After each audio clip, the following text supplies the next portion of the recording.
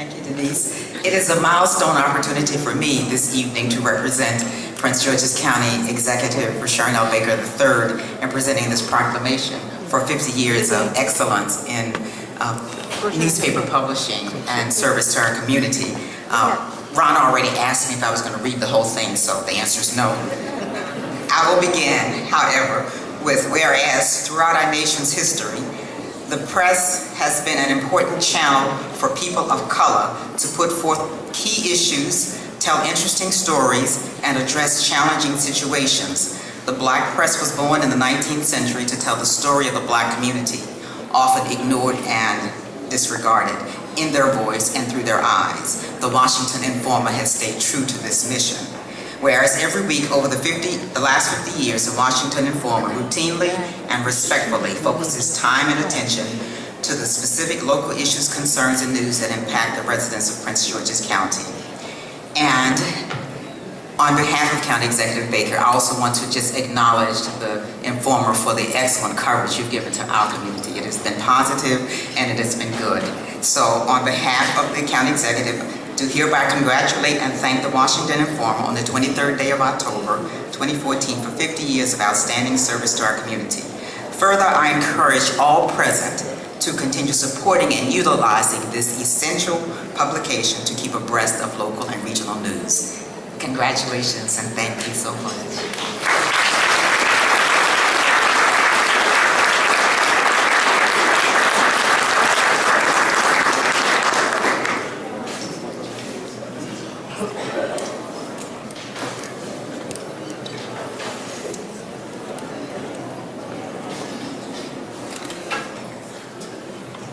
So we started in Washington, D.C., and I thank you for that, Jackie, and I want you to extend our thanks to, our heartfelt thanks to County Executive Rashawn Baker. A third of our distribution now goes to Prince George's County because we know that we're no longer just a city, we're a region. Prince George's County is very important to this region, so a third of our distribution does go to Prince George's County. Now, we are turning 50 years. What does 50 mean to anybody in this room? Just shout it out. What does 50 mean? Half a century. If you don't know 50, you don't know ARP. We have Lewis Davis. I guess he's Lewis, what are you, Chief Executive or Executive Officer of AARP DC? Anyway, he has a special presentation to the Washington Informer. Lewis.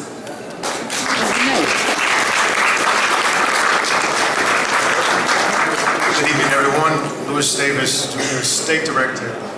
Thanks for the promotion, Ron. But I'm State Director for the District of Columbia, proud to be.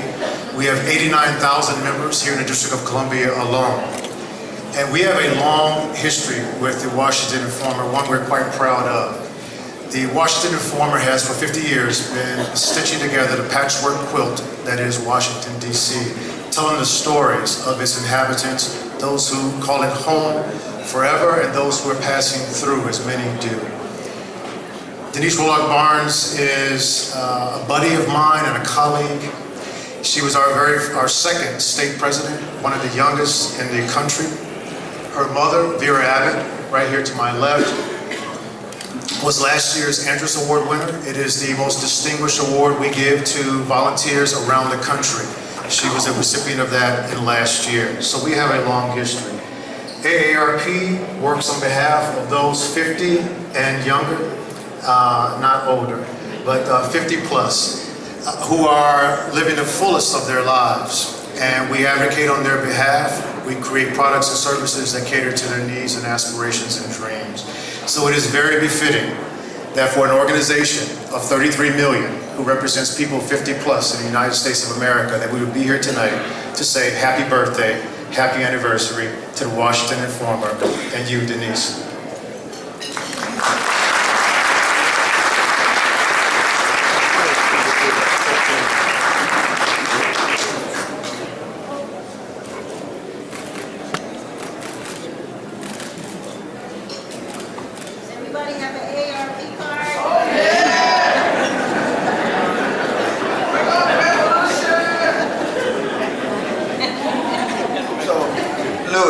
My question is, I'm an AARP card holder, and I know that there's some significant discounts if you have an AARP card. So what kind of discounts can the Washington Informer get with that card?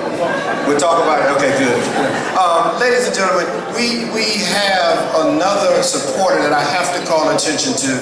His name is Randall Ely with the Edgar Lomax Company. Randall, where are you? Can you give Randall a round of applause? Early on, when we decided we wanted to give ourselves a party, if you had it, don't worry about it. Okay, so the other piece of the Washington Informer is Washington Informer Charities. We have our board here tonight, and I'd like for our board members to stand up. I see Deborah Bodley over there. I see Gail Reed. I see Dr. Elizabeth Primus. I see Robin Wills. I see Ferdinand Lincoln. So Washington Informer Charities is who is the entity that's putting on this anniversary celebration. It's the entity that does the African American Heritage Tour that we do every Black History Month. It's the entity that does the Washington Informer Spelling Bee, and we'll be putting on the Spelling Bee for our 33rd year, shown at our NBC4 studios in March. We've done things like we've screened a movie or a book written by Doris McMillan, who was in the audience, Brown Babies, about children of African American soldiers fathered in World War II who were orphans after the war because they fathered these children with European babies, and in 1944 these white women couldn't keep these black babies when the soldiers came back home. So Doris wrote a book called Brown Babies, and we screened that movie. We also have done things, a conversation with Congressman John Lewis, but we called him Civil Rights Icon John Lewis. And we just did a celebration with, a conversation with Marion Barry to help launch his book here a little bit later. So we want you to support Washington Informer Charities. There's many ways you can do that. You can obviously, donate money, you can donate time, but we're going to talk about that just a little bit later. And, okay, are you ready? Okay, so now we have a video that has been prepared for you, so we want you to just sit back and enjoy. Is everybody having a good time so far? I think back to the Urban Nation Choir. They sang two songs. One was Celebrate, so this is the celebration, and the other song was Hero. So I think this video is going to have something about some heroes and sheroes that we all know. For 50 years, the Washington Informer has been the eyes and ears of Washington, D.C. With the birth... How many of you did not see our photo exhibit? Has everybody seen the photo exhibit? Make sure that when this program is over, you go into the map room, it's right down this hall, and look at the photo exhibit. There's a woman named Julian Kinganda, who's the curator. She also did the Freedom House in Alexandria. But make sure you go in there and look at the photo exhibit. And the title sponsor for that photo exhibit was Wells Fargo. And I think Wells Fargo is in the house tonight. Can you give them a round of applause?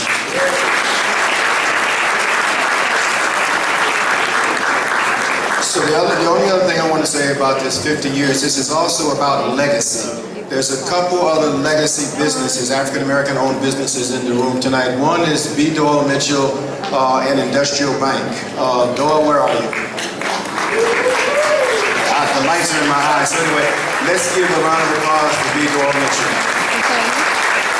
And also Lee's Flowers and Cards right there on U Street, who did all the floral arrangements. And I think Bill Lee and Stacy Lee, so give them a round of applause.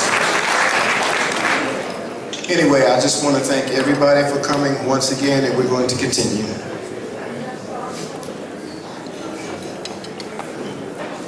Thank you, Mr. Clark.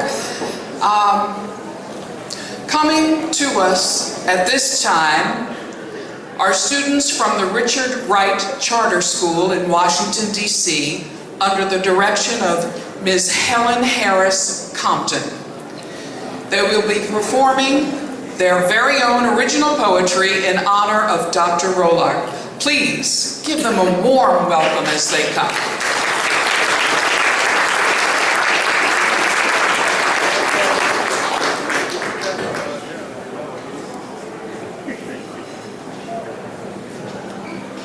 second-class citizens, Dr. Roloff understood this. Justice and equity was the root of all things. Wondering why certain people weren't seen on the magazines because negativity was put into the stream of thoughts people had about black people. Graduating high school at 15 would never make it into the mainstream. But if he was arrested at 15, it would be everywhere because of negativity. Speaking of negativity, why is there such a big gap between rich and poor in DC? The poor are fine to survive, and the rich are so rich that they act untouchable. So why do the poor have to feel like their whole life is meant for being tampered with and having obstacles thrown at them to distract them, while in your backyard, gentrification is happening? So I guess it's time to get to know your DC and read while you're at it. Not just read, open your mind up to black media and other things. If you want this image portrayed of black people to go away, you must be that change. Dr. Roloff said, if it is to be, it is up to me. I'll say it one more time. If it is to be, it is up to me. So will you create your own path or go down the path they made for you?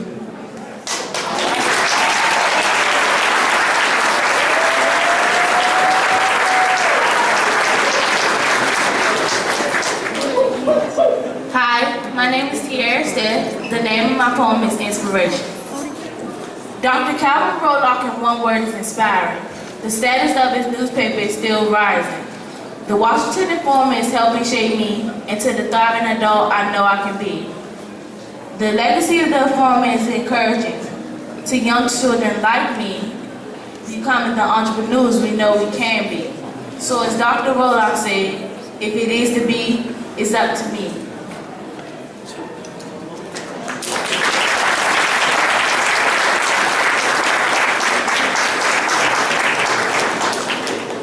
Good afternoon, everyone.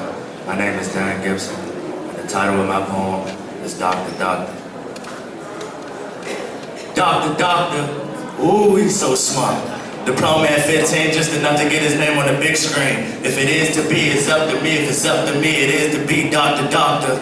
Doors are open for young minds to stay focused. Justice for Trayvon, live for Mike Brown. No chasing me. If it is to be, it's up to me. If it's up to me, it is to be Doctor, Doctor. Dream for young people to succeed by any means. Dr. Roloff lives through me. If it is to be, it's up to me. If it's up to me, it is to be Doctor, Doctor, Doctor, Doctor.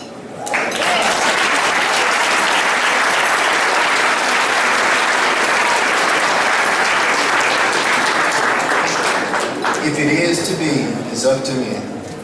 And like I said previously, a lot of this celebration is about legacy. And Denise's father started the paper. He handed it down to Denise. I don't think she's ready to hand it down just yet, but she has two sons who are working with us in different capacities, and that's Lafayette and Desmond Barnes. And I like to present them to everybody. Lafayette and Desmond.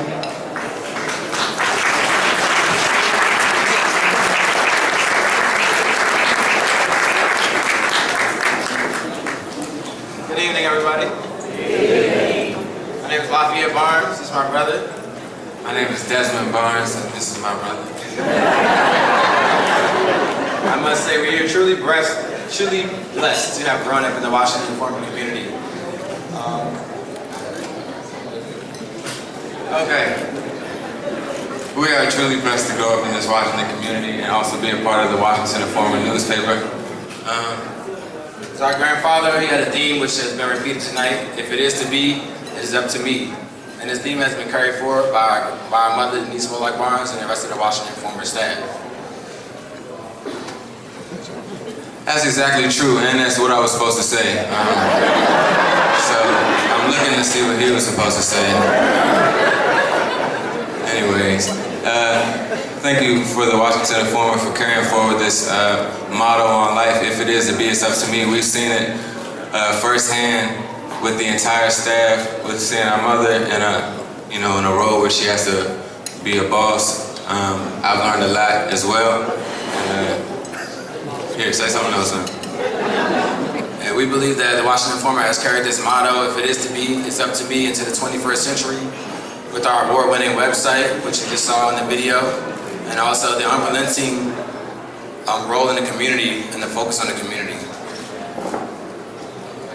Without further ado, we would like to introduce someone who's very special to the both of us.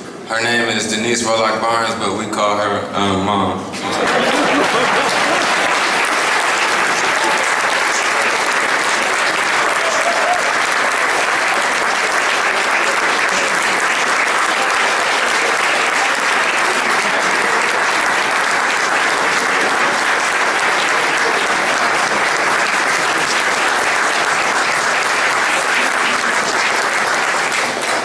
Thank you all so very much. You know, my sons really hoped that they wouldn't have to follow the same path that I followed into the doors of the Washington Informer. I don't know if you all got a chance to see my first check over there.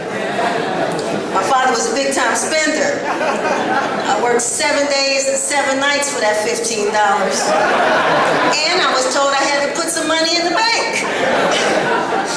I think it was National Bank of Washington at that time. Thank you all so much for being here this evening.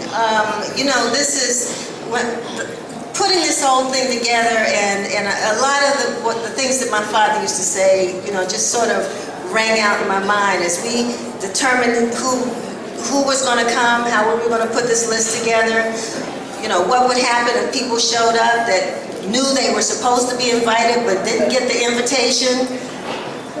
My daddy would have said, look, just invite Lottie-Dottie and everybody. Just have them all come on. And that's what we've done. So we're really excited about that. I want to thank the sponsors who've helped to make this evening such a wonderful evening. Without you, we wouldn't have been able to have done it. All of you all who read The Informer on a weekly basis, you all don't know what it's like for us on a Thursday. Every Thursday, we look at that number of newspapers that we put out on the street. We look at the number that come back.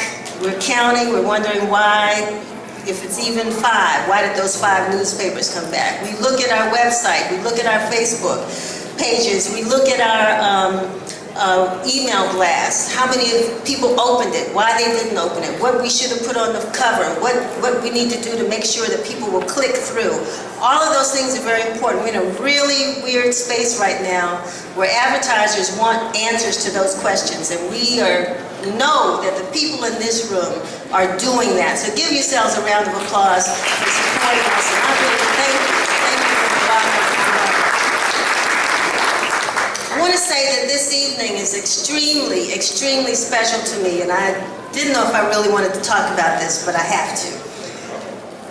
This evening, 20 years ago, my brother and my stepmother and I were in Howard University Hospital, and we were standing in the intensive care unit hoping that my father was going to make it through. He'd only been sick for 3 weeks.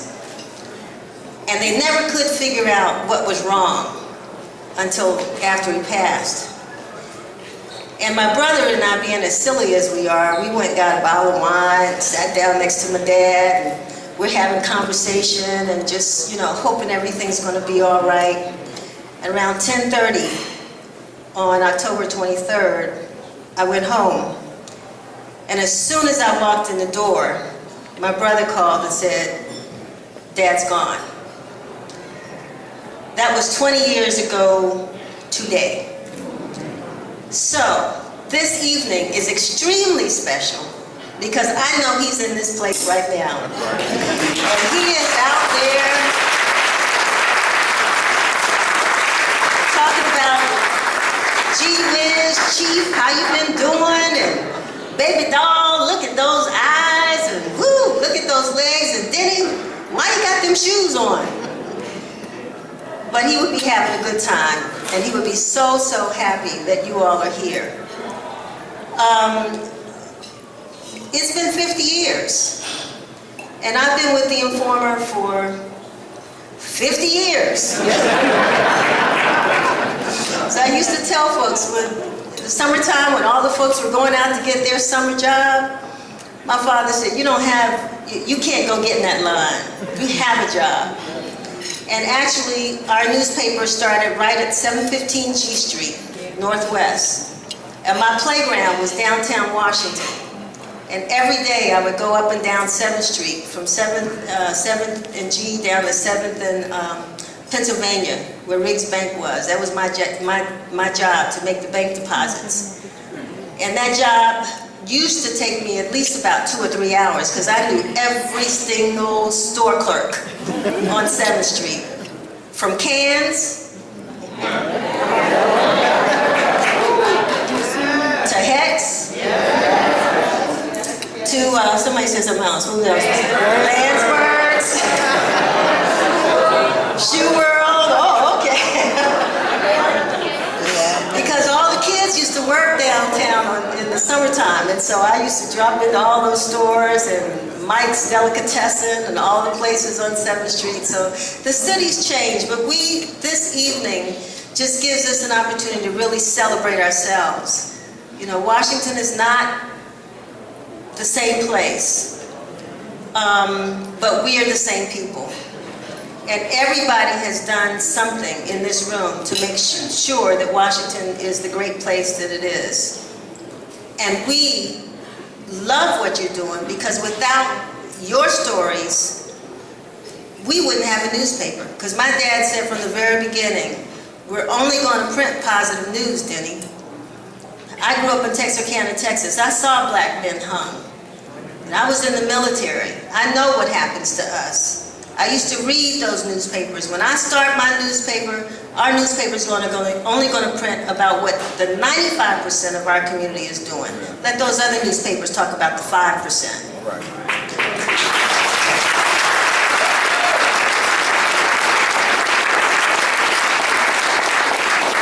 So,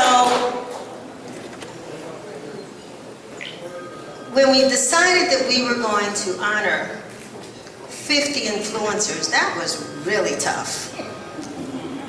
And so we put a call out to the community and said, we want you to nominate some folks. But we already had some ideas about who we wanted some of those people to be. And we wanted to be a good cross-section of folks. Folks you write about. And a lot of these folks don't end up in the daily newspaper. I'm like the football team. I call it the home team, and I call it the daily. You'll know what I mean. But they don't end up, their stories are not in those newspapers. And so, but they're doing wonderful things, and they impact and influence the lives of so many people. So I'm going to take a moment, and I'm going to tell you, we didn't do this right. We didn't do it the best way. We just did it the way we could. And that is to come up and let you all know at the last minute. I'm going to tell you, I have to confess, it was the last minute, but so many of our influencers are here. And I'm going to just read the list. But as I go through the list, I would like those of influencers who are here, who can make it up on the stage, and if you come to the front of the stage, I'd like for everybody to give you a round of applause. Now let me just say this. We're not going to, of course, everybody spoke, we'd be here all night long. We don't want to do that. But we want you to know that if you follow the Washington Informer and follow our website, over the next year, you're going to see an interview, a profile, photos of our influencers. We want to document their history.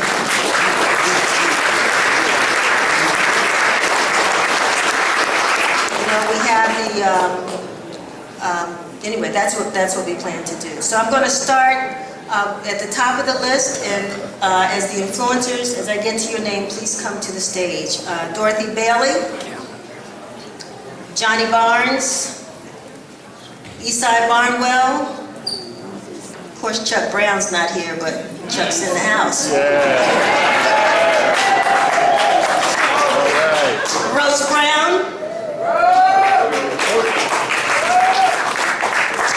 For those who don't know Roach, I just want to say that when it comes to the returning citizen community, Roach has been out there in the forefront, starting with Inner Voices. You all may remember Inner Voices. And now he has one of the most dynamic radio shows dealing with issues impacting returning citizens that I've ever heard, and I'm really proud of Rachel. Dr. Clive Callender, Mr. Benjamin Clark, Mr. Ron Clark, founder of RAP Incorporated.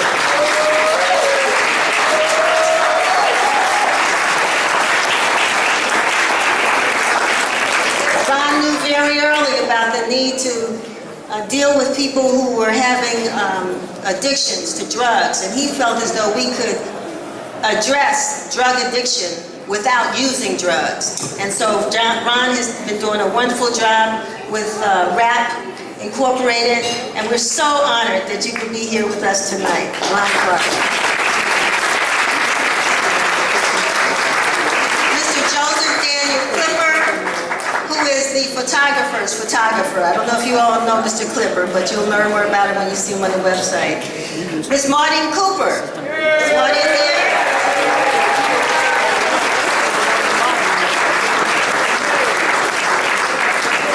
Maureen just retired from the Greater Washington Urban League. She had a retirement party and she couldn't have even had it in this room. Hundreds came out. Maureen, thank you so much for what you've done for the community. And we really appreciate you. And your predecessor, your successor has really big footsteps to follow. Miss Sylvia Cyrus.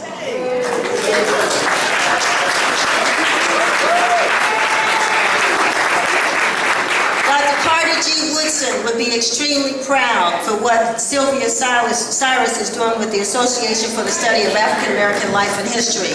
She is keeping Black history alive, and she is sweating and toiling through it, and we want to thank her for doing it so passionately. Ms. Sylvia Cyrus. Mr. Melvin Deal, you all know Melvin, I'm not sure if he's here this evening. African Heritage Dancers and Drummers. Mr. Bernard Demchek.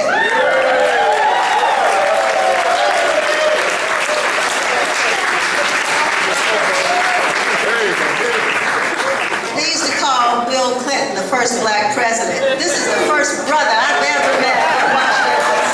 Bernard Demchek.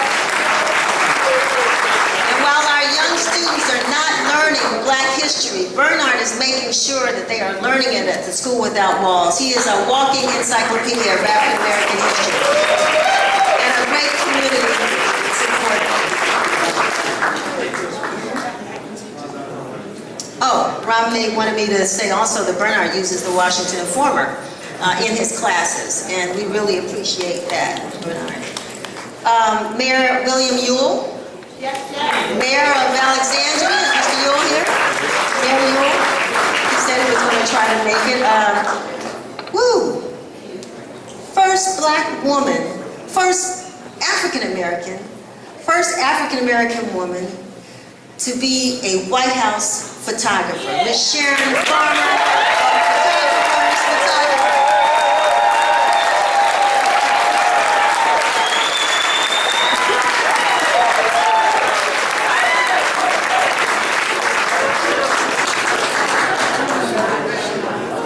But I practiced on all of this.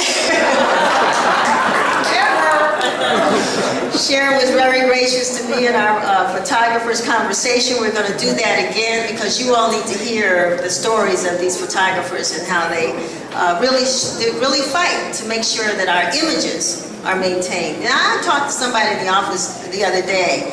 I was telling, call your mama. Your mama would know who Bobby Felder is. How many of you all know who Bobby Felder is? My mother knows who Bobby Felder is.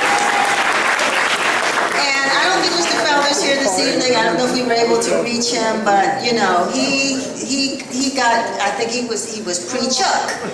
You know what I'm saying? He had them slipping and sliding, and I love Bobby Felder, who played music and with the cabaret scene in Washington, so we praise him. Mr. Mel Foote.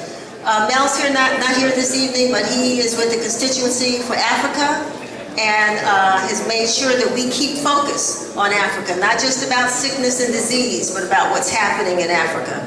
That's positive. Mr. Sam Ford, WJLA TV Channel 7.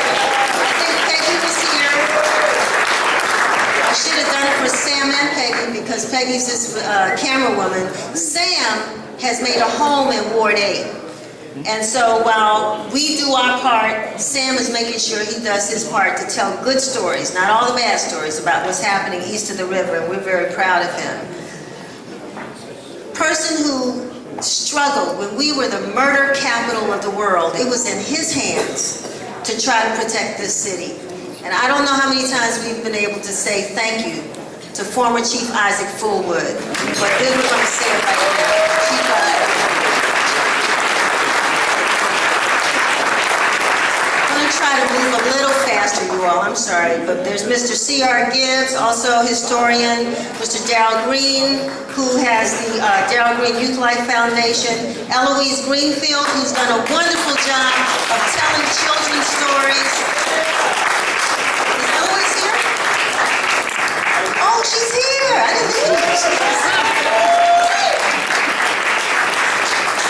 Eloise Greenfield, who and her graphic artist who did wonderful, wonderful children's books. And hopefully you all, if your children or grandchildren, hopefully they're reading wonderful books. Every household that has children should have books written by Eloise Greenfield. We want to thank you so very much.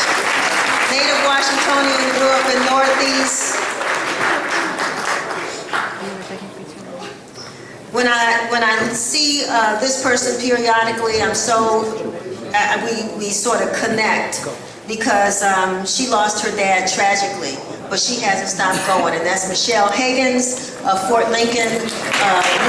Michelle is a developer. I want to thank her. Michelle said she couldn't make it this evening. She's here. Oh, is Michelle in? Yeah. Where? Oh! I guess if I had sort of walked through the crowd, I would have seen. Let's give Michelle a really big round of applause.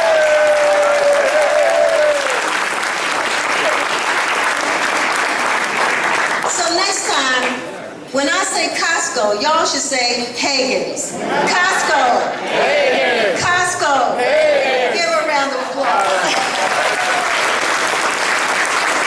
She worked really long and hard to make sure that it happened, and she hadn't stopped. She's still developing Fort Lincoln. Miss Hannah Hawkins, you all know Hannah, a children of mine.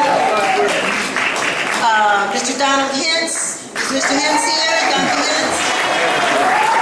Friendship Public Charter School. Now, we're working with Richard Wright, but Friendship Public Charter School, I think now has about, how many you have, Mr. Hintz? 4,000 students? 4,000 students, charter schools, fantastic school. 2 schools in Southeast, no, 3 schools in Southeast. So we really celebrate him for working with our children. Anise Jenkins came in. She said, I didn't know I was an influencer. Where's Anise Jenkins? Is she still here? DC Vote. Champion for voting rights in the District of Columbia. We see her out there in the street. She's been arrested so many different times, but she's not giving up the fight. Free DC, Anise. All right.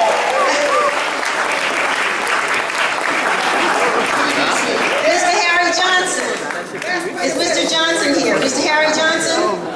Okay, Mr. Johnson. Well, you know, when I say Harry Johnson, you think of Martin Luther King Memorial. If that hasn't influenced a whole generation of folks, for people, for the fight that he went through to make sure that that memorial was there, the Martin Luther King Memorial Foundation, we want to celebrate Mr. Harry Johnson. Mr. Edwin Jones. Reverend Edwin Jones. Is Mr. Jones still here?